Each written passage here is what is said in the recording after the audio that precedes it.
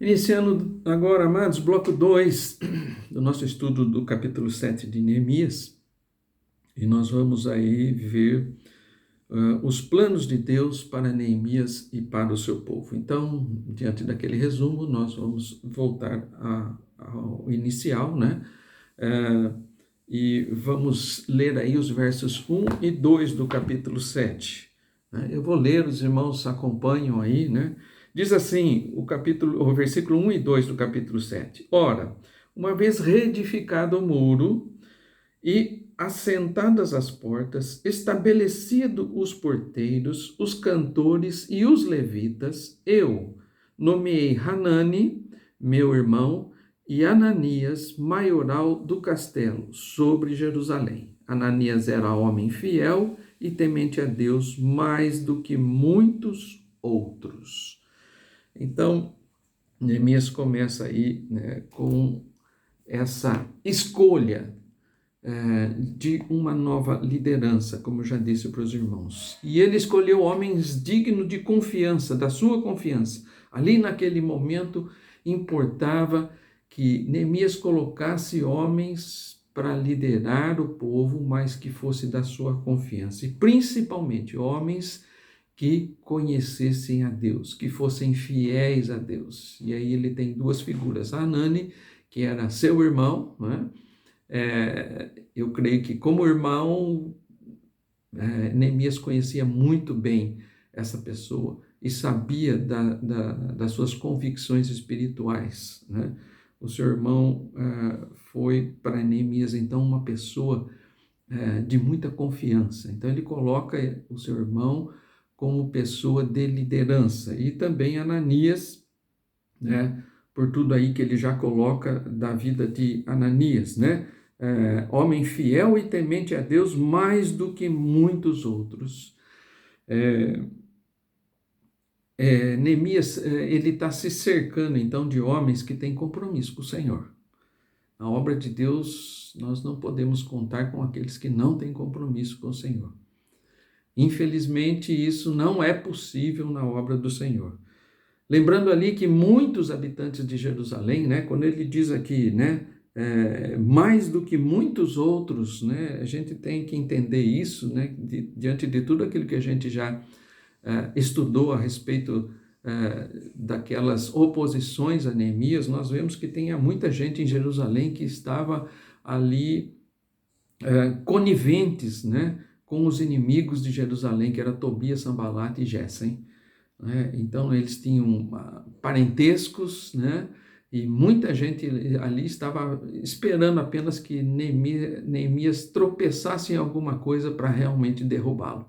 Então, ele precisa cercar-se de homens que realmente temessem a Deus. Nesse aspecto, Neemias tinha experiência. Uma experiência que ele traz, né? Isso também é lição para nós, mas uma experiência que ele traz da vida de copeiro era justamente isso. Ele vivia naquele contexto de copeiro situações muito perigosas. Ele estava ali numa posição de realmente enfrentar oposições ao rei e até atentados de morte. A figura do copeiro era justamente isso, uma barreira, né, para que o rei não sofresse algum atentado. Então, Neemias sabia muito dessa questão, né, das intrigas, das oposições, de entender e perceber qualquer atitude contra o rei ali, né, e ele colocava a sua própria vida em risco, né, para que o rei não fosse afetado. Então ele tinha alguma experiência com isso, amados, e usa essa experiência nesse momento, essa sensibilidade, esse tato, esse feeling, para que realmente ele se cercasse ali apenas de homens que ele considerava tementes e fiéis a Deus. Isso é muito importante na vida de Neemias. Eu creio que Deus coloca experiências na nossa vida, não é por acaso. Aquilo que nós vivemos no passado, amados, são experiências com Deus que vão nos levar a termos algum critério na nossa vida, ou essas experiências vão nos ajudar a tomar novas decisões em momentos difíceis. tudo aquilo que acontece na nossa vida não é por acaso. Deus está colocando ali na vida daqueles que são fiéis a Ele, experiências que vão ser usadas em benefício do seu povo, em benefício das suas decisões, em benefício daquilo que Deus quer realmente construir. Então, são situações então perigosas ali, e Neemias tem que se acercar desses homens. Escolhidos os líderes, então, Neemias dá as diretrizes gerais, visando a segurança da cidade. Veja o verso 3 aí, amados, veja o que aconteceu. E lhes disse a esses oficiais: não se abram as portas de Jerusalém até que o sol aqueça.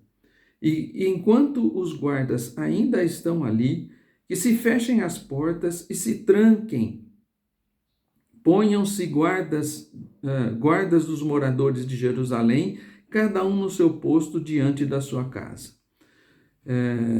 Então, o verso 4 complementa a situação, diz assim: a cidade era espaçosa e grande, mas havia pouca gente nela, e as casas não estavam edificadas ainda. Então, naquela situação ainda, amados, embora os muros já tivessem sido reconstruídos, a situação dentro da cidade era de destruição ainda, né? Nós vimos aí, as casas não estavam edificadas ainda, então precisaria ali ter um tempo para que eles reconstruíssem as suas casas, né?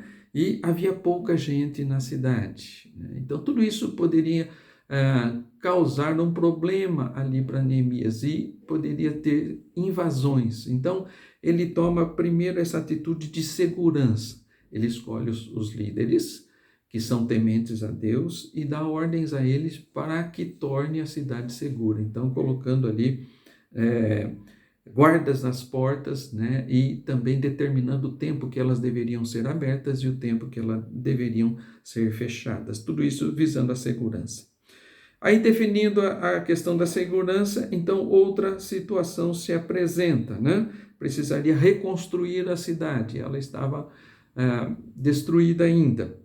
A reconstrução da cidade e também o repovoamento, né? Quando ele diz ali que havia pouca gente na cidade, essa era a necessidade. É isso que Deus tinha colocado no coração dele. Precisa ter condições, estrutura, segurança para que o povo voltasse a crescer, né? E a habitar a cidade.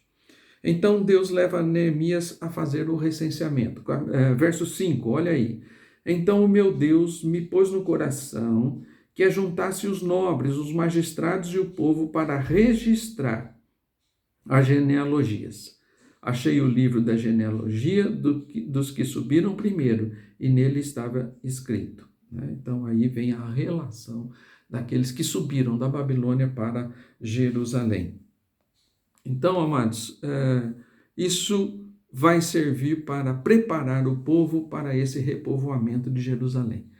Então, essa questão, os líderes são colocados, homens fiéis a Deus, não qualquer um. Depois, Neemias se preocupa com a segurança da cidade, manda por guardas, dá ordens para que tenham horários para se abrir e fechar as portas da cidade, né? E também a questão aí da reconstrução da cidade e o repovoamento dela, né? Como isso ia ser feito. Então teria que ter uma base. E essa base é justamente aquilo que Deus coloca no coração de Neemias. O censo para saber quantos eles eram e com quem realmente Neemias poderia contar. Cerramos aí o bloco 2, né? Mais aí um tempinho para os irmãos fazerem as perguntas e também as considerações.